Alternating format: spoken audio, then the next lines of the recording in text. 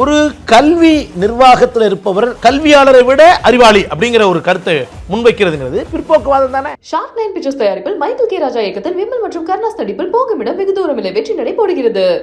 Make every shot perfect with Vivo V40 series size portrait so pro. Buy now. அதாவது ஒரு மந்திரம் சொல்லுங்க sir, எனக்கு காலு 9 மாசத்துல எனக்கு போலியோ வந்துருச்சு சார், ஏதாவது மந்திரம் இருந்தா சொல்லுங்க, நானும் நடக்க முடியுதான்னு பாக்குறேன். திருவாரூர் கோயில் தேர் தன்னால யாரும் இழுக்காம போதான்னு பார்ப்போம். போன ஜென்மத்துல நீ செஞ்ச பாவத்தினால இப்படி பிறந்திருக்க, போன ஜென்மத்துல நீ நல்லது பண்ணியிருந்தாலும் இந்த ஜென்மத்துல நீ அழகா பிறந்திருப்ப. இதெல்லாம் இவ்வளவு சாதாரண விஷயங்க. கருப்பா இருந்தா நல்லா இருக்காது, வெளுப்பா இருக்கிறது, கருப்புக்கும் வெளுப்புக்குமான வித்தியாசம். இதெல்லாம் நம்ம பிற்போக்குவாதம் தானே சார். ஒரு கல்வி நிர்வாகத்தில் இருப்பவர் கல்வியாளரை விட அறிவாளி அப்படிங்கிற ஒரு கருத்தை முன்வைக்கிறதுங்கிறது பிற்போக்குவாதம் தானே. கேன்சர் இன்ஸ்டிடியூட்ல அந்த பிள்ளைக்கு இந்த கருத்தை சொல்ல முடியுமா ஐயா? ஐயா உங்களை சிரிக்க வச்சிட முடியுமா ஐயா? அழ வைக்கிறது ஈஸி சார். அந்த குழந்தை அழுதுச்சுல சார் அன்னைக்கு. Childrens come through you not from you. குழந்தைகளை சிரிக்க வச்சு தான் சார் நீங்க நிறைய மகிழ்ச்சி ஆக்கி தான் சார் நிறைய விஷயங்களை நம்ம சொல்ல முடியும். That's called positive affirmation sir. அழ வச்சு இல்லை சார். பிகின் வித் நேயர்களுக்கு வணக்கம். நான் தினேஷ். சமீபத்தில் மகாவிஷ்ணு அப்படின்னு அழைக்கப்படுறவர் அரசு பள்ளியில் அவர் கொடுத்த ஒரு ஸ்பீச் பெரிய சர்ச்சையை உருவாக்கிச்சு. இது தொடர்பாக ப்ரொஃபஸர் தீபக் அவர்கள் நம்மளோட இணைஞ்சு பேச இருக்காரு. வணக்கம் சார். முதல்ல போன ஜென்மம் அந்த மாதிரியான பாவ புண்ணியம் இதெல்லாம் என்ன பண்ணணும்னு கேட்டிங்கன்னா, உளவியல் ரீதியாக ஒரு மாற்றுத்திறனாளி சார்ந்தவர்களுக்கும் இது நெகட்டிவ் இம்பேக்ட் கொடுக்கும். முதல்ல அதை நம்ம புரிஞ்சுக்கணும். ஒரு பாதிப்பு ஏற்பட்டுச்சுன்னா அந்த பாதிப்புலேருந்து வெளியில் மீண்டு வருவது என்பது எவ்வளோ சிக்கலுங்கிறத நம்ம எல்லோரும் தொடர்ந்து பார்த்துட்ருக்கோம். கேன்சர் சர்வைவர்ஸுக்கு நம்ம எவ்வளோ முக்கியத்துவம் கொடுக்குறோம். கேன்சர் வியாதி வந்ததுக்கப்புறம் அதுலேருந்து போராடி வெளில வர்றவங்களுக்கு நம்ம எவ்வளோ உந்துதல் தேவைப்படும், எவ்வளோ கவுன்சிலிங் தேவைப்படும், எவ்வளோ மன உளைச்சல் இருக்குது இன்றைக்கி எல்லாருக்கும் நமக்கு தெரியும். அப்போ ஒருத்தரை மேலே கொண்டு வருவதற்கு உங்களை மாதிரியான ஊடகங்கள், உங்கள் பேராசிரியர்கள், பல்கலைக்கழகங்கள், எழுத்தாளர்கள், நல்ல பேச்சாளர்கள், இவங்கெல்லாம் எவ்வளவோ நல்ல கருத்துக்களை சொல்லி ஊக்கப்படுத்திக்கிட்டு நம்ம இருக்கிறோம். நம்ம எல்லாமே தமிழர்கள் அப்படி தானே பண்ணுறோம். நம்மளுடைய தமிழ் சமூகம் மாற்றுத்திறனாளிகள்ங்கிற வார்த்தையை கொடுத்துக்கல, ஆல்டர்னேட்டிவ்லி ஏபிள்டு, டிஃப்ரெண்ட்லி ஏபிள்டு, அந்த கருத்துக்களை நம்ம ஒன்றை விட இன்னொன்று நல்ல விஷயம் பாருங்கள் அப்படின்னு நம்ம அதில் மேலே கொண்டு வந்துட்டுருக்கோம். இது கிரீஃப் ரியாக்ஷன் ஒன்று உண்டாக்கும். நீங்கள் கேள்விப்பட்டிருப்பீங்க. அதாவதுங்க அது உளவியல் ரீதியாக அது என்ன தாக்கம், ஒரு மாற்றுத்திறனாளின்னு சொல்லப்பட்டதுக்கு அப்புறமா ஒரு வியாதி இருக்கிறதாக சொல்லப்படும்போது, கன்ஜெனிட்டல் டிசீஸோ அல்லது கிரானிக் டிசீஸ் இதெல்லாம் வரும்பொழுது மனசுக்குள்ளார ஒரு பெரிய எனக்கு ஏன் இது வந்துச்சு அப்படின்னு ஒரு பாதிப்பு. ஆல்ரெடி அவங்க கொஞ்சம் லோவாக இருப்பாங்க. அப்போ நம்ம இன்னும் போன ஜென்மத்தில் நீ செஞ்ச பாவத்தினால இப்படி ஆயிட்டே அப்படின்னு நம்ம சொன்னால் எவ்வளோ சங்கடமாக இருக்கும். இதை நான் வெளிப்படையாக உங்களுக்கு இதுக்கு மேலே இப்படி சொல்ல யாருக்கும் புரிய வைக்க முடியாது. அவங்க மனசு சங்கடப்படும் பொழுது நம்ம தேர்த்தி கொண்டு ஒரு நண்பன் எதுக்கு சார் வேணும்? நம்ம நண்பர்கள், நம்ம இன்றைக்கி இருக்கிற ஸ்டூடெண்ட்ஸோட டேய் மச்சான் ஒன்றும் இல்லைடா வா அப்படின்னு தட்டி கூட்டு போகிறதுக்கு ஒரு நண்பன் வேணா, அவன் செய்கிறது தானே சார் மோட்டிவேஷன். புரிஞ்சுங்களா உங்களுக்கு? அப்போ இந்த மாதிரியான கருத்துக்கள் அவனை உடைய வைக்குமா இல்லையா? ஐயா இதில் மன வளர்ச்சி பாதிக்கப்பட்ட குழந்தைகளை பெற்றெடுத்து அங்கே நான் போகிறதுக்கு முன்னாடி நான் என்னுடைய தகப்பனார் எனக்கு இந்த மாதிரி ஊனம் ஏற்பட்டுருச்சுங்கிறதுனால எல்லாரும் முன்னாடி கூட்டிகிட்டு போய் குடும்பத்தார்கள் முன்னாடி, சொந்த பந்தம் முன்னாடி காட்டுறதுக்கு வெட்கப்பட்டார். எனக்கு இன்றைக்கி தெரியுங்க, பல இடங்களில் பல ஆபீஸர்களுடைய பிள்ளைகளுக்கு ஒரு ஏதோ ஒரு விதமான மாற்றுத்திறனாளியாக இருந்தாங்கன்னா தன்னுடைய குழந்தை மாற்றுத்திறனாளி என்பதை அவர்கள் வெளியில் சொல்வது கிடையாது. பெரிய அறிவாளிகள், ஊடகத்தில் நிறைய பெரிய ஆளுகள், பெரிய ஆபீசர்கள், பெரிய பேராசிரியர்கள், நீங்க நினைக்க முடியாத இடத்துல இருக்கக்கூடியவர்கள், ஆனால் அவர்கள் தங்களுக்கு ஒரு மாற்றுத்திறனாளி குழந்தை இருக்கிறதாகவே வெளியில காட்டுவதற்கு வெட்கப்படுகிறார்கள். அப்ப இந்த இன்னொன்று, இப்போ ஒரு தாய்மார் எடுத்துக்காங்க, மன வளர்ச்சி பாதிக்கப்பட்ட குழந்தையை பெற்றெடுத்த தாய்மார்கள், இந்த குழந்தை களத்தில் இருக்கிறத சொல்ல வர்றேன். இந்த குழந்தையை பெற்றெடுத்ததுக்கு அப்புறமா நான் ஏதோ போன ஜென்மத்தில் செஞ்ச பாவத்தினால இந்த பிள்ளை பிறந்திருக்கு, நான் இந்த வீட்டுக்கு நான் பாவம் பண்ணவேன், இந்த வீட்டுக்கு நான் ஒரு பிள்ளையை இப்படி பெற்று கொடுத்துட்டேனே, உன் பிள்ளை நீ இப்படி பிள்ளையை பெற்று கொடுத்துட்டேன்னு சொல்லக்கூடிய மாமியார்கள் இன்னைக்கு எத்தனை பேர் இருக்காங்க? குடும்பங்களுக்கு நடக்கிறது இன்னைக்கு இன்னும் சந்திக்கு வரல, ஆனால் இது நடக்கிறது நிஜம் இல்லை.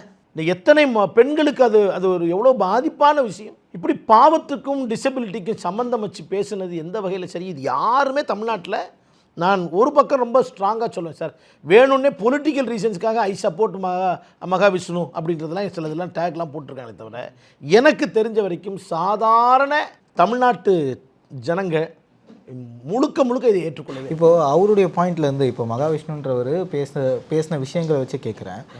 இப்போது நல்லது கெட்டதை பற்றி பேசுகிறோம், நீங்கள் தப்பு பண்ணியிருந்தீங்க உங்களுக்கு தப்பு தான் நடக்கும், நல்லது பண்ணால் உங்களுக்கு நல்லது நடக்கும்ன்ற ஒரு கோரை தான் மகாவிஷ்ணு அங்கங்கே மென்ஷன் பண்ணிக்கிட்டே வர்றாரு. ஸோ ஒருவேளை அவர் அந்த கருத்தை சொல்ல போய் இது இப்படி மாறி இருக்கும். இல்லை அவரு மிக தெளிவாக சொல்கிறாருங்க. அது நல்லது கெட்டதுங்கிறது வேற. அதாவது லாவே, சட்டமே நல்லது கெட்டது தானே. லீகலி லா அபைடிங் சிட்டிசன் என்னது, நல்லது இப்படி பண்ணக்கூடாது, ரோட்டில் ஒன் வேல போகக்கூடாதுன்னா ஒன் வேல போகக்கூடாதுன்னு சொல்லி பேசுகிறது எவ்வளவு, போதை பழக்கத்துக்கு ஆளாயிடாதீங்கன்னு சொல்கிறது எப்படி, படித்து மேலே வாங்கன்னு சொல்கிறது நல்லது கெட்டது இதெல்லாம் இருக்குது சார். நம்ம அதில் எதுவும் குறையெல்லாம் கண்டுபிடிக்கல.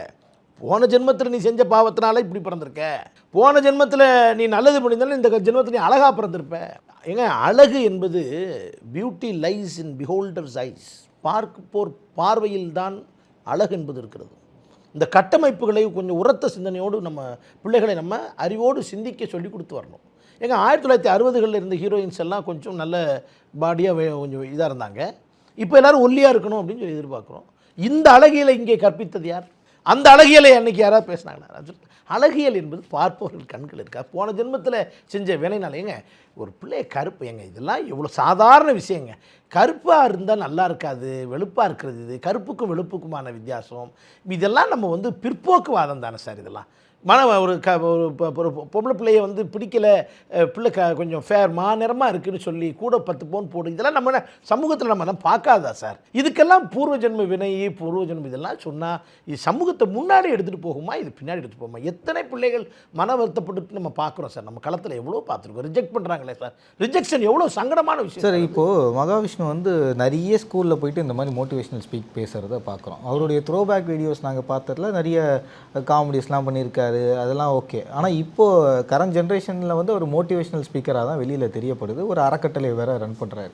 இப்படி இருக்கும்போது பள்ளிகளுக்கு இந்த மாதிரி மோட்டிவேஷனல் ஸ்பீக்கர் தேவைப்படுறாங்களா? அதுவும் ஒரு மதம் சார்ந்து அவர் பேசும்போது இந்த மாதிரி, அதுவும் அரசு பள்ளியில் எதனால் கூப்பிட்றாங்க சார்? அதுதான் முதல்ல தவறு நான் நினைக்கிறேன். அதாவதுங்கய்யா, மோட்டிவேஷன் என்கின்ற போர்வையில் பிற்போக்குவாதத்தை கொண்டு வருவதற்கான இடத்தை தமிழ்நாடு அனுமதிக்கக்கூடாது. அது தவறுங்கிறது தான் என்னுடைய பிற்போக்குவாதம். இது வந்து முற்போக்குவாதத்தை கூட, அதாவது ரொம்ப ரெண்டுத்துக்கு நடுவில் வரும். நல்லது கெட்டது, நல்லது மாதிரி இருக்கிறது கெட்டது, கெட்டது மாதிரி இருக்குது நல்லதுலாம் இருக்குல்ல, இதிலெல்லாம் நம்ம ரொம்ப ஜாக்கிரதையாக இருக்கணும். பள்ளி மேலாண்மை, எஸ்எம்சி இதெல்லாம் கொஞ்சம் ஜாக்கிரதையாக இந்த பிள்ளைகளுக்கு எப்படி வேணும் மத போதனை வந்து சார். நான் என்ன பொறுத்தவரை அது அரசு பள்ளி, state is a secular state. அரசுக்கும் மதத்திற்கும் சம்பந்தம் இல்லை சார். அதை கொண்டு வந்து இங்கே உள்ள நுழைக்க முயற்சி எடுக்கிறது என்பது என்னை பொறுத்தவரை தவறான விஷயம். அதாவது அதற்கென்றே உள்ள பள்ளிகள் இருக்காங்க, மைனாரிட்டி ஸ்கூல்ஸ் இருக்கிறாங்க, சில ராமகிருஷ்ணா மிஷன் இருக்குது, அவங்க சில இதெல்லாம் பண்ணுறாங்க. அவங்க கூட இதெல்லாம் செஞ்சுருப்பாங்களான்றது எனக்கு டவுட்டாக தான் இருக்குது. இப்படி அவங்களே பேச அனுபவிச்சிருக்க மாட்டாங்க. நான் வலதுசாரி தத்துவத்தை வைத்திருப்பவர்கள் கூட இந்த விஷயத்தில் அவங்க போன ஜென்மத்தில் பாவம் பண்ணதுனால தான் இங்கே அசிங்கமாக பிறந்துட்டா, நல்ல புண்ணியம் பண்ணியிருந்தால் நீ அழகாக பிறப்ப, இந்த வாதம்லாம் அவர்களே ஏற்றுக்கொள்ள மாட்டார்கள். இது அவர்களே நிராகரிக்கக்கூடிய கருத்து. நம்ம அந்த பிள்ளைகள் படிக்கிற பிள்ளைகள் அங்கே what is the purpose of the school? இந்த ஸ்கூலில் வந்து பிள்ளைகள் இப்போ நீங்கள் எங்கே அடுத்த லெவலுக்கு எங்கே வரணும், பிள்ளைகளுடைய ப்ரொக்ரெஷன் எப்படி இருக்குது, படிப்பில் எவ்வளோ தூரம் அவங்க கவனம் செலுத்துகிறாங்க, ஊன்றி படிப்பது, இந்த டெக்னிக்ஸ் ஆஃப் இது நான் இங்கே நம்ம பிஹைண்ட் ரூட்ஸில் கூட நிறைய படிக்கிறதுக்கான எப்படி படிக்கிறது இதெல்லாம் நான் அந்த வீடியோஸ் பார்த்துருக்குறேன். அப்போ அது மாதிரி தான் நமக்கு தேவைப்படுது. நம்ம இறையன்பு சார் சொல்லுவாங்க, ஒரு படித்து முடிச்சுட்டு ஒரு 15 நிமிஷம் மூடி வச்சுட்டு சும்மா தியானம் பண்ணுங்கள், ரிசைட் பண்ணுங்கள், அப்போ தான் அது போய் ஸ்டோர் ஆகும். இந்த மாதிரி படிக்கிறதுக்கான டெக்னிக்ஸு, அந்த மாதிரி மோட்டிவேஷன் அப்படி தான் வரணுன்றது நம்ம ஊக்குவிக்கணுமே தவிர இறை சார்ந்து, அதாவது அவரவர் தனிப்பட்ட விருப்பம் சார். அது அந்த ஃபேமிலி பார்த்துக்கும், அந்தந்த குடும்பம் அது பார்த்துக்கும், அதுக்கான இன்ஸ்டிடியூஷன்ஸ் அதை பார்த்துக்கும். Educational institution is not for that purpose. Education வந்து கிரியேட்டிவிட்டியை ஊக்கப்படுத்தணும். அது சொல்லுவாங்க, எஜுகேஷன் ஸ்டாப்ஸ் when கிரியேட்டிவிட்டி ஸ்டார்ட்ஸ்னு சொல்லுவாங்க.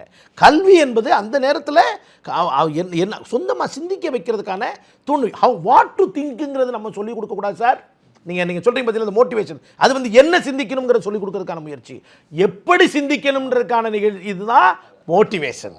இந்த ரெண்டுத்துக்கும் உண்டான டிஃபரன்ஸில் நம்ம கோட்டை விடுகிறோம்ங்கிறது தான் ஒரு கல்வியலாளராக நான் அதை பார்க்குற விதமாக இருக்கிறது. இந்த இதில் எதை சிந்திக்கணும் அப்படின்னு சொல்லித்தர்றது டெஃபினெட்லி நாட் மோட்டிவேஷன். எப்படி சிந்திக்கணும்ன்ற சொல்லிக் கொடுக்கறது மட்டும்தான் மோட்டிவேஷன். இணையத்தில் அவர் பேசின விஷயம் சர்ச்சையாக வெடித்த பிறகு சங்கர் அப்படின்னு அழைக்கப்படுற அந்த ஆசிரியர் இருந்து கேள்வி கேட்டு அவர் குரல் ஒசத்தின பிறகு தான் இது வந்து பெருசாக பேசவேப்பட்டது. அவர் வந்து இது தப்பு அப்படின்னு பேசுகிறாரு. அதுக்கு அவர் பேசிய வார்த்தை இன்னும் பெரிய சர்ச்சையாக இருந்தது. ஒரு மாதிரி அவர் நார்மலாக தான் கேட்குறாரு, காட்டமாலாம் கேட்கல அப்படின்றாங்க. இப்படி வெளியிலேருந்து அவங்க பேசுனது தப்பு இல்லைன்னு சொல்கிற மக்களுக்கு மத்தியில் இதை நீங்கள் எப்படி பார்க்குறீங்க?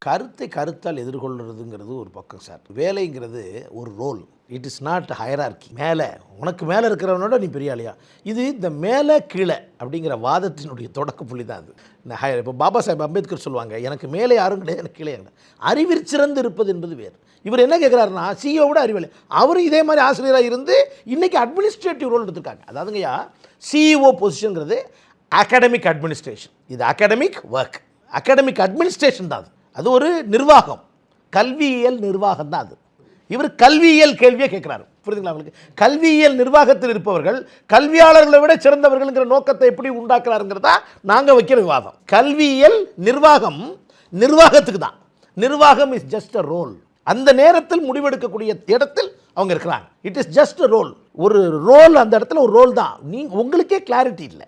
நான் சொல்கிறது, அவருக்கே கிளாரிட்டி இல்லாமல் ஒரு கல்வி நிர்வாகத்தில் இருப்பவர் கல்வியாளரை விட அறிவாளி அப்படிங்கிற ஒரு கருத்தை முன்வைக்கிறதுங்கிறது பிற்போக்குவாதம் தானே. மகாவிஷ்ணுக்கு அந்த கிளாரிட்டி இல்லை. ஹெட் மாஸ்டராக இருந்தால் கூட, ஹெட் மாஸ்டராக ரூமில் உட்காரும் பொழுது அவர் கல்வி நிர்வாகி. அவர் கிளாஸுக்கு வரும்போது ஆச்சரியம் தான். சங்கர் அவர்கள் பேசிய விஷயம்தான் பாராட்டுக்குரியதாக பாருச்சு. இத்தனை டீச்சர் சைலண்ட்டாக இருந்துட்டு அவர் மட்டும் தான் பேசினார். அவர் பேசின பிறகு கூட யாரும் நின்று கூட பேசலை. சார் பேசாதீங்க, விடுங்க விடுங்க அப்படின்ற மாதிரி தான் அந்த காணொலியிலே எங்களுக்கு பார்க்கப்படுது. அவருடைய வாதம், சங்கர் சாருடைய வாதம் எனக்கு ரொம்ப ஒரு தைரியமாக எழுந்துருச்சு. அவருக்கு என்ன விஷயத்தை அவர் நம்புகிறாரோ அதை ரொம்ப ஆழமாக வச்சிருக்கிறாரு. இல்லைங்க, ஆல் ஆர் ஈக்குவல்ங்கிறார். அவர் அடாசிட்டியோடு பேசலைங்க. அவர் ஆல் ஆர் ஈக்குவல், எல்லோரும் சரிசமமானவர்கள். நாங்கள் யாரும் போன ஜென்மத்தில் செஞ்ச பாவத்தினால் இப்படி பிறந்தோங்கிற அந்த கருத்தியல் அவர் கொள்கை ரீதியாக அவர் முரண்பட்டிருக்கிறார். அந்த முரண்பாடாக தான் பார்க்குறார். கொள்கையியல் டிசன்ட் இல்லைன்னா டெமோக்ரஸி இல்லைங்கய்யா. டெமோக்ரஸி அதாவது ஜனநாயகத்தினுடைய அடிப்படை கூறே எதிர்நிலை தானே. அவர் ஏதோ ஈகோவில் பேசுகிறாரு அப்படிங்கிற மாதிரி. அது ஒரு மெச்சுவர்டு மனிதருடைய ஸ்பீச் இல்லை சார். மோட்டிவேஷன் ஸ்பீச் இல்லை. ஒரு பண்பட்ட ஒரு மனிதனுடைய ஆளுமை இல்லை. அவரையே எக்ஸ்போஸ் பண்ணிட்டாருங்கிறத நான் சொல்லுவேனே தவிர, இங்கே சங்கர் தோழர் அற்புதமாக தான் கற்ற விஷயங்களை ஆழமாக சொல்கிறார். வாங்க விவாதிப்போம் தோழர் வாங்க அப்படின்னு மேலே அழைச்சிட்டு அவரையும் உட்கார வச்சு வாங்க விவாதிப்போம் அப்படின்னு விவாதத்துக்கு உள்ளாக்கி இன்னும் அதை அவருக்கு சொல்ல வேண்டிய கருத்துக்களை சொல்லி வச்சுட்டார். இவருக்கு ஒரு வாய்ப்பு கொடுத்து உட்கார வச்சு விவாதிச்சிருந்தார். இவர் கன்ஃபரண்ட் பண்ணிட்டார். நீங்கள் பாருங்கள், collaboration is different from confrontation இல்லையா? அவர் பண்ணது யார்? மகாவிஷ்ணு பண்ணது கன்ஃபரன்டேஷன். இவர் எதிர்நிலை எதுக்கவே கூடாதுன்னு சொல்ல முடியாதுல்ல. அதனால் என்னை பொறுத்த வரைக்கும் அந்த கருத்துலேயும் நம்ம முரண்படுறோம். போன ஜென்மத்தில் செஞ்ச பாவத்தில் இப்படி ஊனமுட்டோர் பிறக்கிறாங்க, டிசீஸ். ஏங்க நான் கேட்குறேன், நீங்கள் வாங்க, நான் கேன்சர் இன்ஸ்டியூட்டுக்கு மகாவிஷ்ணுவை கூப்பிட்டு போகிறேன். பச்சிளம் குழந்தைகளுக்கு கேன்சர் பார்க்குறோம்ல சார், அந்த பிள்ளை என்ன வருத்தத்தில் இருக்கும் சார்? இந்த கேன்சர் டேக்கு கேன்சர் இன்ஸ்டியூட்டில் இந்த சில்ட்ரன்ஸ் வார்டு இருக்கா, கேன்சர், அந்த பிள்ளைக்கிட்ட இந்த கருத்தை சொல்ல முடியுமாங்க ஐயா? ஐயா உங்களை சிரிக்க வச்சிட முடியுமா ஐயா? அழ வைக்கிறது ஈஸி சார். அந்த குழந்தை அழுதுச்சில்ல சார் அன்னைக்கு? அந்த குழந்தைகள் எத்தனை பேர் அழுதாங்க பார்த்தீங்களா ஐயா? அதுவா சார்?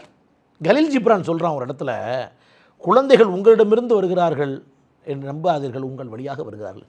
அப்போ குழந்தைகள் மீது உங்களுடைய கருத்தை திணிக்காதீர்கள்ன்றார் கலீல் ஜிப்ரானுடைய வார்த்தை. Childrens come through you, not from you. அப்போ குழந்தைகளுடைய பள்ளி கல்வி டைம் சந்தோஷமாக இருக்கணும் சார். குழந்தைகளை சிரிக்க வச்சு தான் சார், நீங்கள் நிறைய மகிழ்ச்சி ஆக்கி தான் சார் நிறைய விஷயங்களை நம்ம சொல்ல முடியும். That's called positive affirmation sir, அளவச்சு இல்லை சார். திரும்பவுமே அவர் பேசின பிறகு பழைய வீடியோஸ் எல்லாம் இப்போ எடுத்து பார்க்க ஆரம்பிக்கிறாங்க. நிறைய பேர் அவருடைய யூடியூப் சேனல் எல்லாத்தையும் எடுத்து பார்க்குறாங்க. அவர் பேசின நிறைய ஸ்பீச் ட்ரெண்ட் ஆகுது. அவர் மந்திரம் சொன்னால் உடம்புல இருக்க நோய் குணமாயிடும், மந்திரம் சொன்னால் வானத்துலேருந்து நெருப்பு மலை வரும். அதாவது ஒரு மந்திரம் சொல்லுங்க சார், எனக்கு 9 மாதத்தில் எனக்கு போலியோ வந்துருச்சு சார், ஏதாவது மந்திரம் இருந்தால் சொல்லுங்கள், நானும் நடக்க முடியுதான்னு பார்க்குறேன். அவர் வர சொல்லுங்கள், ஏதாவது மந்திரம் அவர் சொன்னார்னா திருவாரூர் கோயில் தேர் தன்னால் யாரும் இழுக்காமல் போதான்னு பார்ப்போம். அப்படி செஞ்சு காமிச்சா அப்புறம் நம்புவோம்.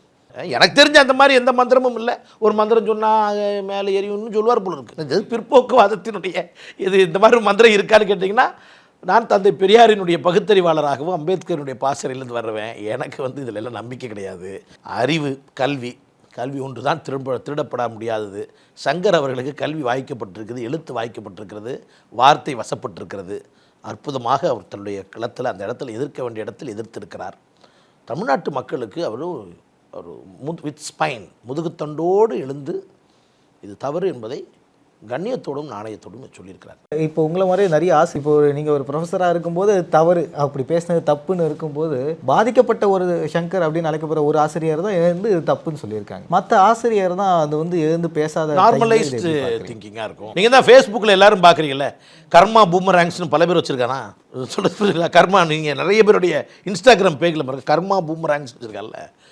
இதெல்லாம் என்னென்னா நார்மலைசேஷன் சொல்கிறாங்க பாருங்கள். இது மாதிரி நார்மலைஸ் ஆகிட்டாங்க வித்தியாசமாக. இப்போ நீங்கள் தான் எல்லா கோயிலுக்கும் ஒரு மாதிரி ஒரு ஆன்மீகத்தை தேடி போகலைங்களே. எல்லாம் வந்து என்ன ஆயிடுறான், நான் இதை செஞ்சால் எனக்கு அது கிடைக்குமா. ஒரு புதுமண மாப்பிள்ளையை கூப்பிட்டு போய் திருப்பதியில் ஏற விட்டுருக்காங்க, பாதியிலேயே ஹார்ட் அட்டாக் வந்துருச்சு, காப்பாற்றுறதுக்கு சாமி வரல. அப்படி ஏதாவது ஒன்று செஞ்சு நான் உனக்கு இதை செய்கிறேன் பார்ட்னர் ஆக்கிறது சாமியை. ஐயா நாங்கள் கேட்குறது வந்து ஆன்மீகம் வந்து உன்னை கடந்து உள்ளே செல்லுங்கிறது தானே, ஆன்மாவுக்கு உண்டான விஷயம் தானே சொல்கிறீங்க. கடவுள் நினச்சிட்டு மனுஷனுக்கு செய்யுறது ஒரு இடம், மனுஷனை நினச்சிட்டே மனுஷனுக்கு செய்யுதுங்கிறது ஒரு தத்துவம். நாங்கள் மனுஷனை நினச்சிட்டு மனுஷனுக்கே பண்ணுங்கள், அறிவியலை பாருங்கள், அவனை முன்னேற்றி கொண்டு வாங்க. நான் என்ன கேட்குறேன், அந்த சங்கருங்கிற பார்வை மாற்றத்தினாலே ஊனத்து நிமித்தம் அழுதுகிட்டு வீட்டில் உட்காராமல் படித்து இன்றைக்கி ஆசிரியராகி எல்லோருக்கும் எடுத்துக்காட்டாய் நின்று ஒரு கருத்து யுத்தத்துக்கு முன்னாடி களத்தில் நின்றுருக்காரு, அது பெருமையா? இல்லை மந்திரம் சொன்னால் இது வரும், ஒருத்தர் பரப்பார், வியாதி சரியாகும், நான் அப்போ அந்த சொல்லியிருப்பார் பார்த்தீங்களா, ஒரு நோய் குணமாகும். எனக்கு இப்போ நோய் இருக்குங்க, நான் என்கிட்ட உட்கார சொல்லுங்கள், என் கூட உட்கார சொல்லுங்கள், அவர் ஏதோ ஒன்று சொன்னால் நான் உட்படுத்துகிறேன், என்னுடைய கால்களே அவர் நடக்க வைக்கட்டும் சார். என் கால்கள் ஊனப்பட்டிருக்கக்கூடிய போலியோனால் ஊனப்பட்டிருக்கக்கூடிய கால்களை அவர் நடக்க வைக்கட்டும், என்ன நான் ஏற்றுக்கொள்கிறேன் ஒரு கருத்து. ஆனால் முக்கியமாக அந்த பாத பூஜை பண்ணாங்க கவர்மெண்ட் ஸ்கூல்லலாம். இப்போ இன்னைக்கு வந்த வீடியோ பார்த்தீங்கன்னா மதுரை புக் ஃபேரில் பார்த்தீங்கன்னா அங்கே சாமி பாட்டு போட்டு குழந்தைகள் தவறான விஷயம் சார். பாத பூஜை சார், என்னுடைய பேராசிரியர்கள் நான் நினைவால் அவர்களுக்கு மணிமண்டபம் உள்ளத்தில் கட்டிட்டு இருக்கேன். என்னை படிக்க வச்சு எனக்கு அறிவு கொடுத்த ஆசான்களை அப்படி நான் என்னென்ன செய்யணும். இப்போ நான் இங்கே உட்காந்து பேசுகிறேன்னே, இந்த பெருமையெல்லாம் என்னை வளர்த்து ஆளாக்கி இருக்க பேராசிரியர், தூத்துக்குடியில் இருக்கக்கூடிய பேராசிரியர் சிவகுமார், ஆங்கில பேராசிரியர் அருள், சோசியல் ஒரு டிபார்ட்மெண்ட் ப்ரொஃபஸர் கீத் கோமஸ், எனக்கு ஃபீஸ் கட்டின ப்ரொஃபஸர் உதயா மகாதேவன், நான் சொல்கிறேன் பார்த்தீங்களா, இந்த பேராசிரியர்லாம் நான் வளர்த்த பிள்ளை, இன்னைக்கு எப்படி இருக்கு பார், எப்படி போய் பேசுது பார் அப்படின்னு அதுதான் என் பேராசிரியர்களுக்கு நான் எடுத்து கொடுக்குற பெயரை தவிர பாத பூஜை அல்ல சார். பாத பூஜை பண்ணுறதுனால ஆசிரியர் மகிழ்ச்சி அடைஞ்சிட மாட்டார். என்னை பொறுத்த வரைக்கும் ஒரு நல்ல ஆசிரியர் தன்னுடைய மாணவன் மிகச்சிறந்த இடத்தில் இருக்கிறான். இறையன்பு சாருடைய மாணவர் அவர் ஆசிரியர் எங்கே இருந்திருக்கிறார், நீங்கள் அப்துல் கலாம் ஐயாவுடைய ஆசிரியர் எங்கே வந்தாருன்னு பார்த்தீங்க இல்லையா. என்னுடைய ஆசிரியர் எனக்கு பாடம் சொல்லி கொடுத்த வாத்தியார்னு ஒரு ஜனாதிபதி இடத்துக்கு வந்து அது இல்லை சார் கண்ணியப்படுத்துறது. பாத பூஜை கல்லுன்னு சொல்றது என்னத்தை நம்ம சொல்ல வைக்கிறோம். உண்மையை சொல்ல போனால் இது ஒரு பிற்போக்குவாதம் தான். அதை அரசு பள்ளிகளில் அனுமதிக்க கூடாது. அன்பில் மகேஷ் ஐயா அவர்கள், மாண்புமிகு அமைச்சர் அவர்கள் இதில் உடனடியாக தலையிட்டு ஒரு detailed standard of operating procedures கொண்டு வந்தால் தான் எஸ்எம்சிங்கிறது எவ்வளோ நல்லதோ அதில் யாரை சேர்க்கணும் யாரை சேர்க்கக்கூடாது, அவர்களுடைய அரசியல் என்ன, அரசியல் களத்துக்கான இடம் எது, பிற்போக்குவாதத்தை வந்து அரசியலுங்கிற பேரில் கொண்டு வர்றது, இதெல்லாம் நம்மளை பொறுத்த வரைக்கும் சரியில்லாத ஒரு மெத்தட் சார். இந்த ஒரு கருத்தியல் எதுக்காக இவ்வளோ தூரம் பேசணும்னா, மக்களுக்கு இன்னும் சில பேர் இன்னும் கொஞ்சம் அவேர்னஸோடு இருந்தால் நல்லா இருக்குன்ற ஒரு எண்ணத்தில் தான் இது ஒரு பெரிய சர்ச்சையாக, அதுவும் கல்வி சார்ந்து கல்வியில் நிறைய பசங்க அப்போ தான் ஜென்ரேஷன் வளரக்கூடிய ஒரு பகுதியில் போயிட்டு கர்மா இஸ் அ பூமராங்குன்னு பேசுகிறது பெரிய சர்ச்சை அப்படின்றத வெளி உலக மக்கள் பேச ஆரம்பித்த பிறகு ஊடகமும் பேசணுன்றதுக்காக தான் நம்ம இந்த நேர்காணல் வச்சோம். எக்ஸ்ட்ராடனரி பர்சனோட பேசுனது எனக்கு ரொம்ப சந்தோஷம். ரொம்ப நன்றி சார். தேங்க்யூ. ஷார்க் 9 பிக்சர்ஸ் தயாரிப்பில் மைக்கேல் கே ராஜா இயக்கத்தில் விமல் மற்றும் கர்ணாஸ் நடிப்பில் போகுமிடம் வெகு தூரமில்லை வெற்றி நடை போடுகிறது. Make every shot perfect with Vivo V40 series size portrait so pro. Buy now.